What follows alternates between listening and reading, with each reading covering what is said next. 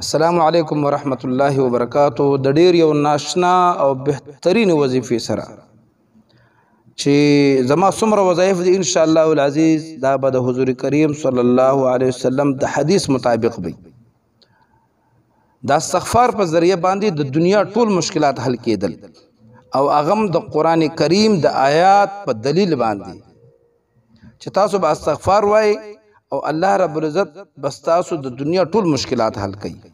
استغفار ته صرف د الله نه د ګناهونو بخنه غواړي او الله با تا سچل گئی چې نور وعده شپږ نور وعده به مسکه ته ما ته استغفار کوي نو زبتا سره تعالی شپږ وعده به رسکم او د شپږ کارونه به کو. یو صحابي حضور کریم صلی الله علیه وسلم په خدمت کې حاضر شو د خپل غریبۍ د تنگ دستی د پریشانی ذکر وکړو چې یا رسول الله ډیر را باندې غریبی دا تنگ دستی دا فقری را غسه ما مال دولت کمې دي. حضور کریم صلی الله علیه وسلم ورته د سورۃ نوح د آیات کریمه وخودو او تلاوت ورته ویل چې استغفار ډیر وایا. فقل تستغفروا ربكم انه كان غفارا يرسل السماء عليكم مدرارا ويمددكم باموال وبنين ويجعل لكم جنات ويجعل لكم انهارا. ترجمه دا ده چې د خپل رب نه د ګناهونو معافي غواړه هغه ډیر بخون کې دی چې ته استغفار کې الله رب عزت به تا باندې د اسمان نه بارانونه کوي مال او اولاد په ذریعہ باندې به الله ستاسو مدد کوي او ستاسو د پاره به باغونه او سیندونه دا به تاسو د پاره جوړي او بهي به. نو د دې آیات پرانا کې د استغفار په نتیجه کې الله رب عزت شپږ وعده کوي. اولنی وعده چې دا د استغفار په نتیجه کې ستا ګناهونه ته چې معافي غواړي الله به تا معاف کوي. خو پنځه وعده د دین علاوه دي. هغه کومې وعده دي چې اولنی وعده دا چې استغفار کې نو بارانونه به الله رب عزت په تاسو باندې ووري.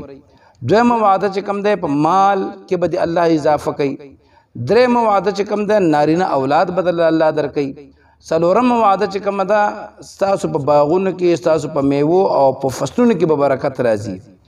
او دریمه پنځمه وعده چې ده نو الله رب عزت به ستاسو د اوبو کمې ستاسو سیندونه به دا به الله بالکل ډک به بهي د اوبو کمې به نه راځي. نو د استغفار په ذریعه باندې الله رب العزت د انسان سره شپږ وعده کړي دي چې ته صرف استغفار کې نو د آخرت د پاره به ګناهونه معاف کوم ستا معافي بکوم او پنځه چې کوم دي پنځه نتیجې پنځه بدلې به تعالی زه په دنیا کې درکوم. نو دوستانو د ټول نه بهترینه د مشکلاتو د حل د پاره استغفار هر موز نه پس کم سے کم سلزل استغفر الله استغفر الله استغفر الله ویلی شي استغفر الله ربي من كل ذنب واتوب الیه ویلی شي. داسې مختلف استغفار شته د خلطون لند استغفر الله دی.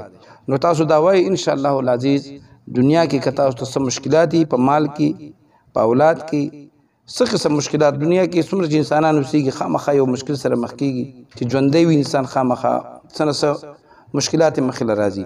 نو الله به د ټول حاجتونه پوره کوي. استغفار ډیر زیات وای.